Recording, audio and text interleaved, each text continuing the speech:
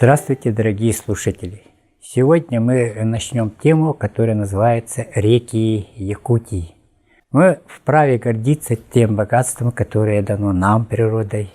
Это большим количеством рек, красивых рек, которые находятся в пределах территории Республики Саха-Якутия. На территории республики находится около 400 тысяч рек длиной более 1 километра и тому подобное.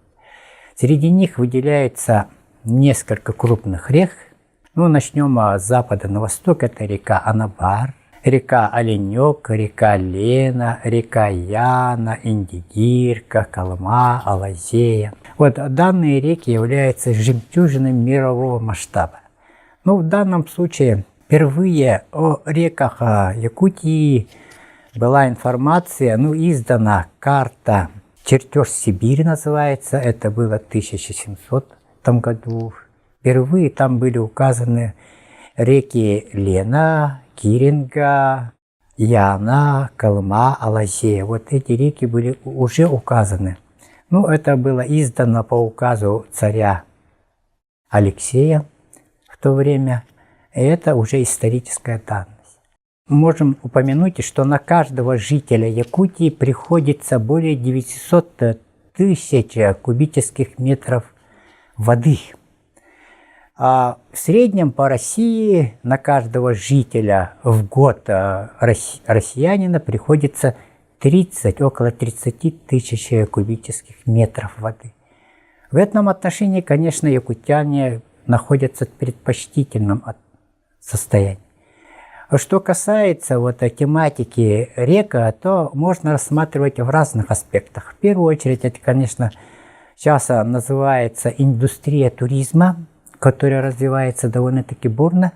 И Якутия в этом отношении довольно-таки не очень хорошо себя чувствует. В данном случае реки могут служить источником не только посещения многими людьми, чтобы узнать, какие же богатства находятся на этих территориях, какие люди там жили, что было открыто в этих местах. Если упомянуть историю, то впервые практически целый скелет мамонта был найден в низовьях реки Лена.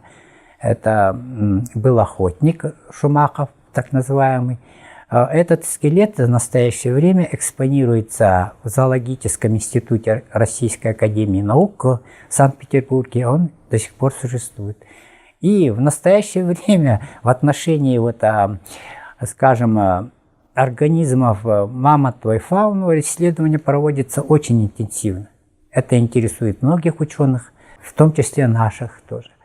А что касается рек, то большинство рек наших, они по европейским меркам очень большие. Такая река, например, как Колыма, она вообще-то из европейских рек уступает только в Волге и тому подобное. А Лена входит в десятку крупнейших рек мира. По длине она соответствует 4400 километров, считая с дельтой. А что касается туристов, то может быть интересовать, конечно, одна только река Лена. Издано много, путеводителей, есть такие книги всякие разные. Что может интересовать туристов, то это, конечно, Ленские столбы. В этом отношении, конечно, непочатый край для посетителей, любителей рафтинга могут быть, просто интересующиеся фауной и флорой люди, которые могут увидеть редчайшие виды растений и животных, которые обитают на данных ареалах. Что касается реки Лены, то здесь проживают практически 90% населения Якутии в бассейне реки Лена. Бассейн реки Лена занимает около 65% территории республики. Она граничит, протекает по таким субъектам Российской Федерации, как Красноярский край, Иркутская область, Читинская, Амурская, Хабаровский край. Очень большая территория. И, соответственно, на этой территории находится очень много памятников природы, которые могут заинтересовать различных людей различного направления, которые интересуются не только, рыбалкой и тому подобное. В этом отношении тоже Якутия достаточно богата. У нас есть горные реки, которые имеют до 4 степени сложности, имеется в виду, которые могут быть посещены людьми. Множество ледников, наледи. Зимние режимы этих рек – это вообще уникальная вещь, поскольку транспортная артерия Якутии – это в основном через реки все это происходит. Доставка грузов до населенных пунктов – это в основном возлагается в зимнее время на автозимники, так называемые дороги. Вот освоение Якутии произошло именно через реки, которые первопроходцы открывали в данном случае. Но открытие реки Лены произошло первопроходцем по фамилии Пян. Вот. Многие люди здесь бывали. Вот у нас есть моря, в которые впадают реки. Это, например, море Лаптевых, которое носило очень много названий. В том числе название Норденшельта море, которое довольно-таки часто встречалось до совсем недавнего времени. Имеется в виду, названия рек тоже трактуются разными людьми по-разному, то с Авентийского, то с Якутского.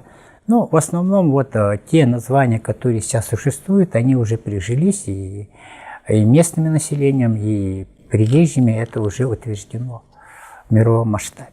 Что мы можем сказать вот о населенности, вот, например, реки Лена? Здесь находятся крупнейшие города, находится город Якутск, основанный Петром Бекетовым до 1632 году. Считается это начало основания города Якутска. Хотя город Киренск, он считается старейшим городом на реке Лена, он основан в 1630 году. Вообще-то был.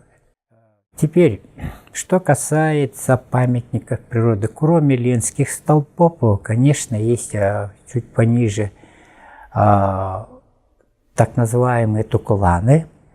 Это навиваемые дюнные пески, например, рядом с Селанкой или Букуняхтахтом есть тукулан, который называется Самыскумала.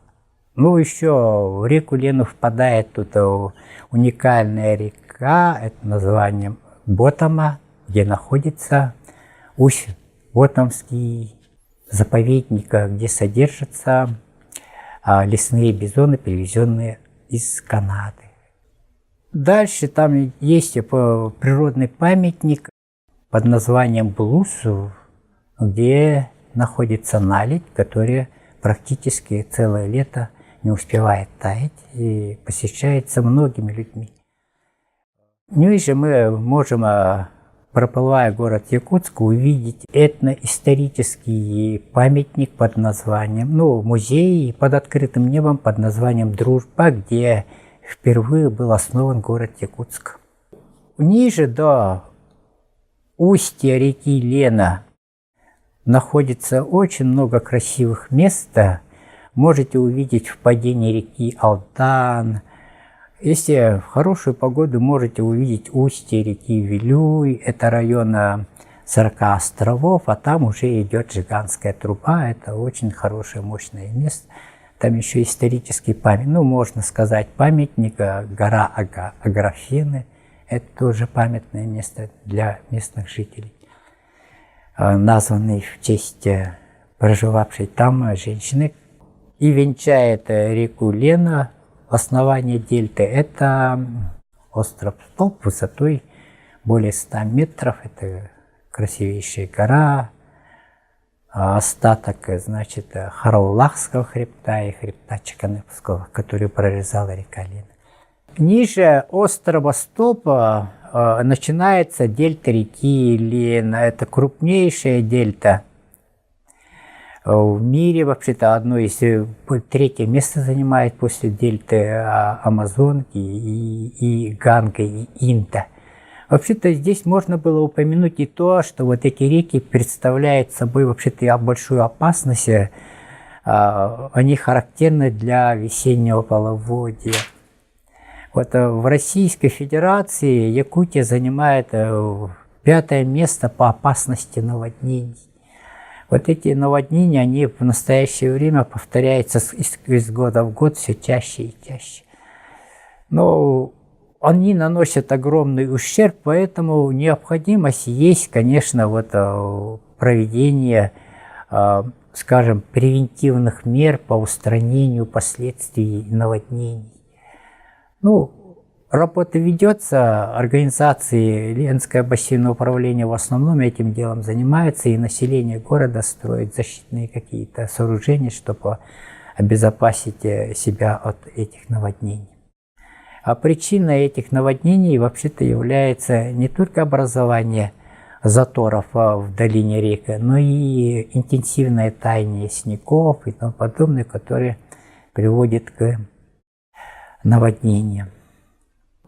В качестве заключения могу сказать, что вообще-то выпущено очень много, ну не так уж много книг. Вообще-то первая книга после издания чертежа Сибири была издана Чистяковым, назывался «Водные ресурсы Республики Саха-Якутия». Это было издано в 1964 году. Но после него, конечно, сейчас издаются для любителей рыбалки, это, конечно, работы Кириллова. Ну и последняя иллюстрированная книга, это издана Иннокентием Михайловичем Андросовым «Величие и краса рек Якутии». Можете посмотреть эти книги, они очень красочные и дают достаточно информации для того, чтобы узнать побольше о наших реках.